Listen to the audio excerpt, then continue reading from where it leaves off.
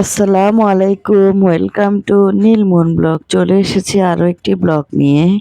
আমার শ্বশুরবাড়িতে এবার বিড়ালের উৎপাত বেড়েই গেছে, আর বিড়ালগুলো রোজিকে ভীষণ রকমের জ্বালাচ্ছে। বিড়ালের উৎপাতে রোজি প্রায় পাগল প্রায়। কি করবে বেচারি বুঝে উঠতে পারছে না। এদিকে বিড়ালের সাথে লুকোচুরি খেলছে আমার নেহাল। লুকোচুরি খেলেই চলেছে তো খেলেই চলেছে, বিড়ালও ওর সাথে ভীষণ মজা করছে।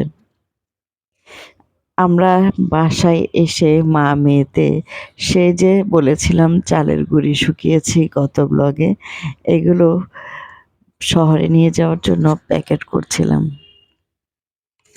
দুদিনের জন্য এসেই একটু রেস্ট নিতে না পেরে আবার চলে যাওয়ার তোড়জোড়।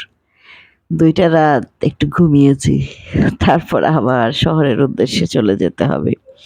চালের গুঁড়িগুলো প্যাকেট করার পরে পুরো ঘরগুলো একদম সাদা হয়ে গেছে। এদিক দিয়ে আমার মেয়ে, আমার ছায়া সঙ্গী এগুলো পরিষ্কার করছে। মেয়েরা যতই কিছু হোক মায়ের আশেপাশেই থাকে। আল্লাহর কাছে সবসময় বলবো প্রতিটা মায়ের একটি করে কন্যা সন্তান দরকার, মাকে আগলে রাখার জন্য, মায়ের পাশে থাকার জন্য। আলহামদুলিল্লাহ, আমার মেয়ে সে অগোছালো এলোমেলো ঘরটা পরিষ্কার করছে, ঘর ঝাড়ু দিচ্ছে। মাশাল্লাহ মাশাল্লাহ, আমার মেয়ে খুব সুন্দর করে এগুলো পরিষ্কার করছে। তারপর মা মেয়েতে মিলে হাঁটাহাঁটি ঘোরাঘুরি চলছেই তো চলছে। একবার এখানে যেতে হচ্ছে, আরেকবার ওখান থেকে আসতে হচ্ছে। আমার ঘর থেকে আমার জায়ের ঘরে আসা যাওয়ার পথটা বরাবরের জন্যই অনেক সুন্দর। এখানে নুডলস রান্না করছে, ভাবি নুডলস দিয়ে গেছে খাওয়ার জন্য। আমি চুপি চুপি দেখছিলাম সে কিভাবে নুডলস নিচ্ছে। সে চোরনি একটু একটু করে নুডলস নেওয়ার পরে আমার হাতে ধরা খেয়ে গেছে, তারপরে মুখে একটা বিশাল হাসি। সকালে ঘুম থেকে উঠে দেখি বৃষ্টিতে চারপাশ ভিজে একাকার। অবশ্য সারা রাত মুষলধারে বৃষ্টি পড়েছে।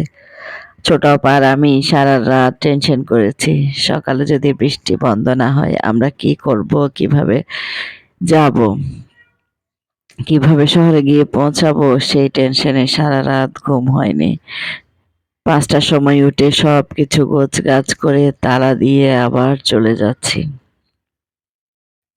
আবার আমার স্বপ্নকুটিরকে রেখে চলে যাচ্ছি। বৃষ্টির কারণে আমার ঘরটা বাইরে একেবারেই ময়লা হয়ে গেছে, নোংরা হয়ে গেছে। আমার ঘরটাকে রেখে আসতে আমার ভীষণ মায়া লাগে। সব কিছু গুছিয়ে চলে আসছি, এখনো বৃষ্টি পড়ছে। ভোর তখন 6টা, আমরা রওনা দিচ্ছি। চারপাশটা ভীষণ নীরব নিস্তব্ধ হয়ে আছে, বৃষ্টিতে সব কিছু ভিজে একাকার। সিএনজির 2 পাশে পর্দা দিয়ে আমাদের গাড়ি ছুটে চলছে। আমরা চলে যাচ্ছি, আবার আসবো। আবার হয়তো ঈদের সময় আসবো, নয়তো কোনো একটা ছুটিতে ঠিক ছুটে চলে আসবো। আবার এসে আনন্দ করব, আবার এসে মজা করব, আবার স্বপ্নকুটিরকে সাথে নিয়ে আপনাদের সাথে সবকিছু শেয়ার করব। সেই পর্যন্ত ভালো থাকবেন, সুস্থ থাকবেন। আল্লাহ হাফেজ।